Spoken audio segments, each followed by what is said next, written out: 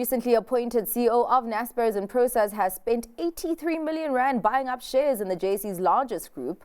Fabricio Bloisi's investment in the company could signal a strong vote of confidence in its future prospects, possibly that the stock is undervalued and likely to rise. Business Day's business writer Mudiwa Gavaza joins us now to unpack the investment further. Thank you so much for your time, Mudiwa. Just maybe, I don't know, a question that may be obvious to some, but not to me. Fabricio bought stock in Prosus and not Naspers. I know that they're one company, essentially. But is there a specific reason why Prosus specifically?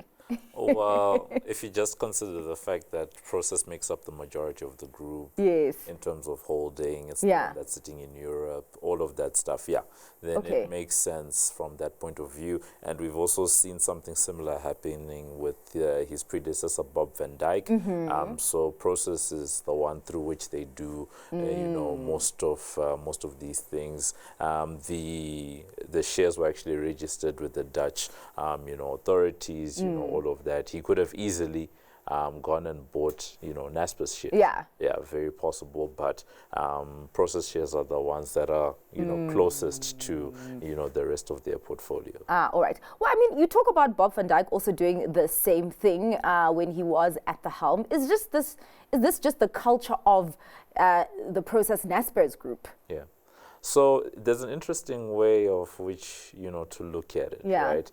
A lot of the time we often focus on things like your share buybacks, as a way to reduce the number of shares in the market, perhaps, push up the number of the amount, that each share is worth, all of that stuff. But the other end, that's a way. And they've been doing that thing. Yeah, they've definitely been doing that. But another way to instill some manner of confidence in your own companies, buying your own shares, right? And especially as the CEO, it's a signal to the market that you're almost putting, your money where your mouth is, to say, I'm leading the organization, but I also believe so much in this organization that I have invested my own money, in this company. And in the same way that I am working on behalf of shareholders, I myself am also a shareholder. So, I have, the company's best interests at heart. Well, talk to me about the timing. I do understand that he was recently appointed. Would this be the perfect time to kind of lay out a path of, the commitment that he's made to Naspers and Prosus? Or maybe that it's perfect timing considering where the business is going in terms of also the earnings trajectory and the composition of those earnings? I would answer it in two ways.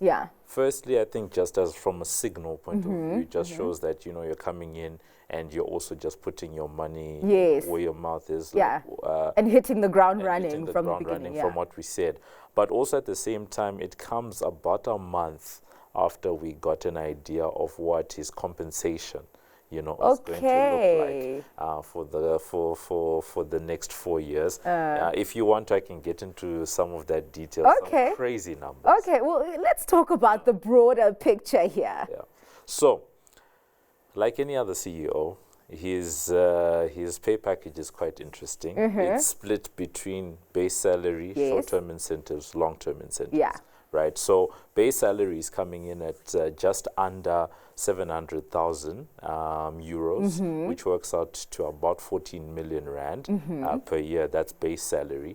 Then you've got short-term and long-term incentives that are coming in at around $13.5 million per year. Dollars, okay. Yes. Per year. Let me get my currency right. My currency's right here. So you're looking at roughly about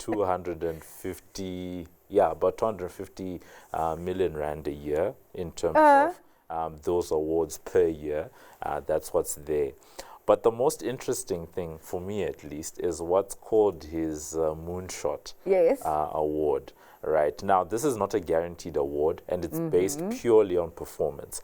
Outside of the short-term incentives and long-term incentives that are normal, across the JSE and across the world, right?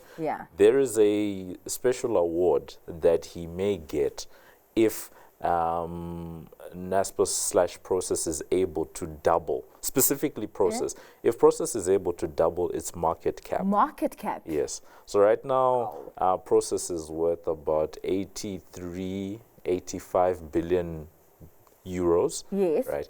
If they can get it, so they measured it in dollars, right? Yeah. So if they can get that market cap to double to $168 billion by June 2029, this man is eligible to get $100 million worth of Prosus stock as an award. They call it a Moonshot award because they understand that it's a moonshot because it's like a... It might happen, it might not happen. Yeah. It's like a Hail Mary. It's just one of those things where, you know, if we can get there, then, you know, the man must be compensated for that effort. And it's also recognizing the fact that this is the most valuable group on the JSE, right, already. Yeah. And there's some goal somewhere to say, can we double how much that group And already is you'd worth? be coming from a high base. Yeah, because right now you're looking at 2 trillion rand.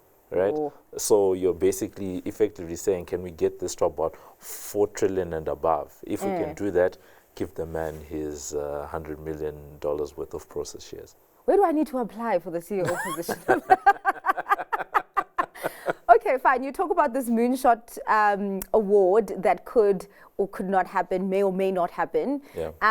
But looking at the short-term, the normal short-term incentives, long-term incentives, do the targets for those look reasonably achievable? Yeah. One of the biggest ones, there are two main lines, especially for the long-term ones. Yeah. And that's around the growth of the e-commerce portfolio. Okay, the one that we've been trying to boost outside of Tencent. Exactly. Yeah. So obviously, because you've got a new CEO, and it's something that actually came up towards the end of Bob Van Dyke's term, where they tied executive compensation across executives to the growth of that non-Tencent portfolio. So the same clauses now, you know, come in with Fabricio as well. So a lot of his long-term incentives are based, you know, on that. Can we, you know, over the long term, grow the value of that, of that portfolio? And then secondly, are we able to match and if not, outperform the returns of our businesses compared to their sector peers around the world? Yeah. Oh, very, very interesting dynamics there. Thank you so much for giving us more insight, Mudiwa. That was Mudiwa Gavaza, business writer for Business Day.